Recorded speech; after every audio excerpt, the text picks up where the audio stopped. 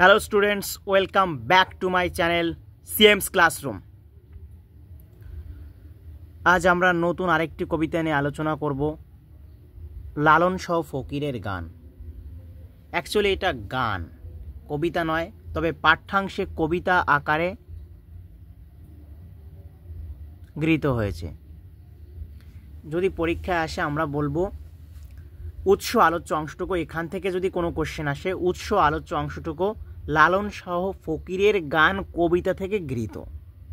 লালন শাহ ফকিরের গান কবিতাটি রচনা করেছেন নিশ্চয়ই বুঝতে পারছি লালন শাহ অর্থাৎ লালন ফকির সম্পর্কে আমরা একটু বলে নেব।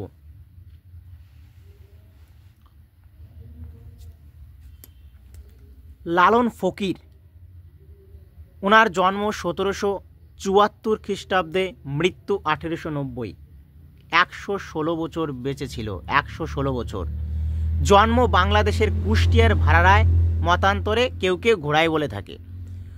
উদার ধর্মীয় সাধক লালনের ধর্মীয় পরিচয় নিয়ে মতান্তর আছে। কেউ বলে লালন ফকির মুসলমান, কেউ বলে লালন ফকির হিন্দু। কিন্তু লালন এই সমস্ত জাত ভেদাভেদ মানতেন না, অর্থাৎ তিনি কোনো জাতিভেদ প্রথাই মানতেন না। তার বাউল গানের মাধ্যমে অসাম্প্রদায়িক মানবতার বাণী প্রচার করেছেন। তার গানগুলোর মধ্যে খাঁচার ভিতর অচিন পাখি, সব লোকে কয় লালন কি জাত সংসারে, লালন বলে জাতের কি রূপ দেখলাম না এ নজরে, এরকম গান গেয়েছেন। কারণ তিনি জাতপাত বিশ্বাস করতেন না, আগেই বলেছি। কারো কারো মতে তিনি হিন্দু, কারো কারো মতে তিনি মুসলমান। বাড়ির কাছে আরশিনগর, তার বিখ্যাত কিছু গান প্রভৃতি আজও জনপ্রিয়। ঠাকুর পরিবারের জমিদারি শিলাইদহের প্রজা হওয়ায় তিনি তাদের সংস্পর্শে আসেন। রবীন্দ্রনাথ তার বিশেষ গুণগ্রাহী ছিলেন। এইটুক বলেছে। লালন ফকির সম্পর্কে আরও অনেক আছে, লালনের অনেক গান বিখ্যাত। এবার লালন শাহের কবিতাগুলি,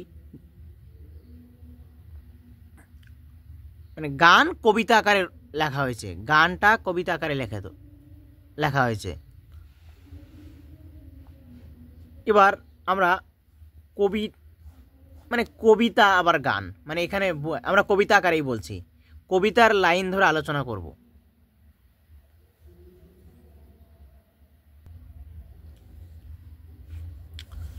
লালন ফকিরের এই গানটি কলকাতা বিশ্ববিদ্যালয় থেকে প্রকাশিত হয় লালন গীতিকা নামে। লালন গীতিকা সংকলনের 391 পদসংখ্যা। কবিতার লাইন ধরে আলোচনা বলছে, মানুষ ভজলে সোনার মানুষ হবি, মানুষ ছেড়ে খ্যাপারে তুই মূল হারাবি। ভজলে মানে ভোজন করলে, আমি লিখে রেখেছি বোঝার জন্য, লিখে রাখতে পারো বোঝার জন্য। ভজলে মানে ভজন করলে, যে মানুষের ভজন করলে, মানুষের সাথে থাকলে, মানুষের পাশে থাকলে সোনার মানুষ হবি। মানুষকে ত্যাগ করলে নয়, মানুষ ছেড়ে খ্যাপারে তুই মূল হারাবি। খ্যাপা কথার আক্ষরিক মানে হচ্ছে পাগল, কারণ বাউলরা নিজেদেরকে পাগল বলে। মূল হারাবি মানে তার মনুষ্যত্বকে হারাবি।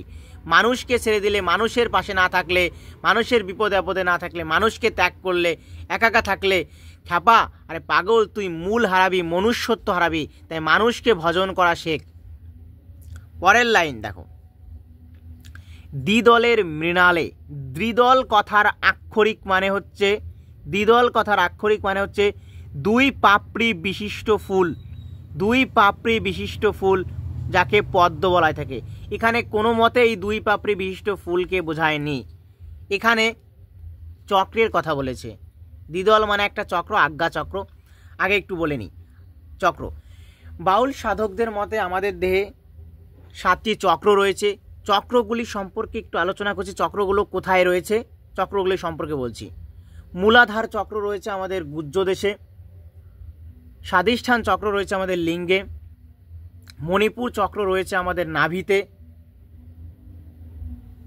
অনাহত চক্র রয়েছে আমাদের বুকে, বিশুদ্ধ চক্র রয়েছে আমাদের কণ্ঠে। আর এইখানে যে দ্বিদলের কথা বলেছে, সেই দ্বিদল মানে আজ্ঞা চক্র। মানে হচ্ছে দুই ভ্রুর মাঝখানে যে জায়গাটা আছে, অর্থাৎ মা বোনেরা যেখানে টিপ পড়ে ওই জায়গাটায় একটা চক্র আছে, দ্বিদল, দ্বিদল চক্র। দ্বিদল মানে এখানে সেই আজ্ঞা চক্রের কথা বলা হয়েছে। মৃণাল মানে হচ্ছে নাল বা শাপলা জাতীয়, কিন্তু এখানে মোটেই শাপলা বা ডাটা অর্থে বলেছে, কিন্তু ডিরেক্ট বলেনি, কারণ বাউলরা নিজেদেরকে তো ওটা বল পাগল। তো মৃণাল কথার মানে হচ্ছে শরীরের যে 7টি চক্র তারা যেন এক একটা নাল বা তার যে ডাটার সমন্বয়ে রয়েছে। এই দ্বিদলের মৃণালে সোনার মানুষ উজ্জ্বলে, মানুষ গুরু কৃপা হলে জানতে পাবি। দ্বিদলের মৃণালে হচ্ছে মানুষ গুরুর কৃপা হলে, মানে আমাদের এই দ্বিদলের মাঝখানে মনের মানুষের অবস্থান হয়। মানুষ গুরুর কৃপা হলে সোনার মানুষ আমাদের এই দ্বিদলে অবস্থান করে, আমাদের মনের মানুষ। বাউল সাধকের মতে মনের মানুষ হচ্ছে ঈশ্বর, আর মনের মানুষের অবস্থান হচ্ছে হৃদয় বা মন। ঈশ্বর মানে হচ্ছে তার মনের মানুষ, মন্দির অর্থে মনকে বোঝাইছে বাউলদের মতে। এটা বাউলদের মতে তাই হচ্ছে মিলন হবে কত দিনে আমার মনের মানুষেরই সনে। কার গান ছিল? এই লালন ফকিরের গান ছিল। মিলন হবে কত দিনে, মানে তিনি অন্তরে অন্তরে কাকে? ভগবানকে খুঁজে বেড়াতেন, কারণ অন্তর তার মন্দির আর মনের মানুষ তার কাছে ভগবান, এটি বাউল সাধকেরা মনে করে। তাই এখানে মানুষ গুরুর কৃপা হলে সোনার মানুষ, আমি মনের মানুষকে এই দ্বিদলে স্থান দিতে পারবো, তখন জানতে পাবি। এটা হচ্ছে মানে, এটা মানে। পরের লাইনে আসি, দেখো পরের লাইনে, এই মানুষে মানুষ গাথা দেখ না যেমন আলেক লতা। মানুষের সাথে মানুষ গাথা যেমন করে আলেক লতা মানে স্বর্ণলতা। স্বর্ণলতা এক ধরনের পরজীবী গাছ, পরজীবী। এই গাছ অন্য গাছের উপর অবস্থান করে সেই গাছের রস শুষে বেঁচে থাকে। স্বর্ণলতা যেমন ওই গাছকে আঁকড়ে ধরে। ছোটোবেলায় অনেক খেলেছি আমরা স্বর্ণলতা দিয়ে, অনেক ফাজলিমি করেছি আর কি করেছি স্বর্ণলতা দিয়ে। এই স্বর্ণলতা হচ্ছে ওই গাছকে আঁকড়ে ধরে, অর্থাৎ গাছের রস শুষে বেঁচে থাকে। যেমন স্বর্ণলতা গাছকে আঁকড়ে ধরে, তেমনই মানুষের সাথে মানুষ গাথা, তেমনই মানুষের সাথে মানুষ গাথা।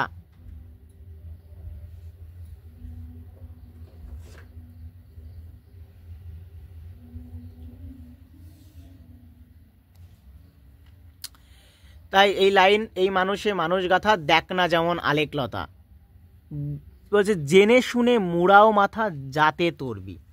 তো মানুষের সাথে নিজেকে মিশে রাখলে, মানুষের সাথে থাকলে আলেকলতা স্বর্ণলতা যেমন জুড়ে থাকে, মানুষের সাথেও থাকলে তখনই প্রকৃত মানুষ হওয়া যাবে, প্রকৃত মানুষ খুঁজে পাওয়া যাবে। কিন্তু জেনে শুনে মুড়াও মাথা যাতে তরবি। কিছু কিছু ব্যক্তিবর্গদের আমরা দেখতে পাই জেনে শুনে মুড়াও মাথা, তারা মাথা ন্যাড়া করে, অর্থাৎ তারা সম্পূর্ণরূপে ঈশ্বর সাধনার জন্য নিজেকে সঁপে দিতে চেষ্টা করে, মানুষের সাথে ছোঁয়াখা গয়না হয়। তোরা ভক্ত না, তার মানে তোদের কাছে যাব না, এরকম বলে। মানে ওই যে দৃষ্টান্ত হিসাবে যারা ওই মাথা নেড়াইয়া, মানে তারা ভগবানের সান্নিধ্য চলে যেতে চায়। তাই হচ্ছে জেনে শুনে মুড়াও মাথা যাতে তরবি। তারা যাতে তরবি মানে যাতে উন্নতি হওয়ার জন্য, যাতে উন্নতি মানে ঈশ্বরের যেন নিকটস্থ হয়ে যাবে, এরকম এরকম যাবে, হয়ে যাবে যাবে এরকম করার জন্য ন্যাড়া হয়ে মাথায় থাকে, ন্যাড়া মাথায় থাকে, যে তারাই সব ঈশ্বর পেয়ে যাবে। তারা মানুষের ছকা দেয়, মানে ঈশ্বরের ভজন করতে থাকে, সম্পূর্ণরূপে ঈশ্বরের দিকে মনোনিবেশ করে, কিন্তু মানুষের সেবা ছকা সেরকম দেয় না। তাই হচ্ছে এই লাইনে বলা হয়েছে জেনে শুনে মোড়ায় মাথা, তারা মাথা ন্যাড়া করে যাতে উন্নতি হতে চায়।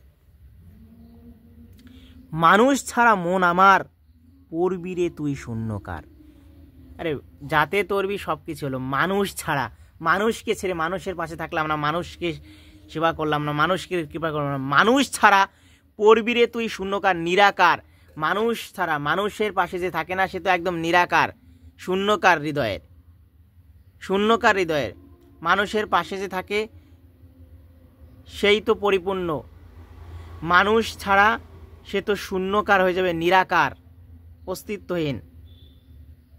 লাস্টে আবার সেই বনিতা করে মধ্যযুগীয় কবি সাহিত্যিক, আমি আগেও বলেছি, ভণিতা করে লাস্টে নিজের একটা পরিচয় দিয়ে বলে যেত লালন বলে, লালন কি বলে দেখো, লালন বলে মানুষ আকার, মানুষ আকার ভজলে তরবি।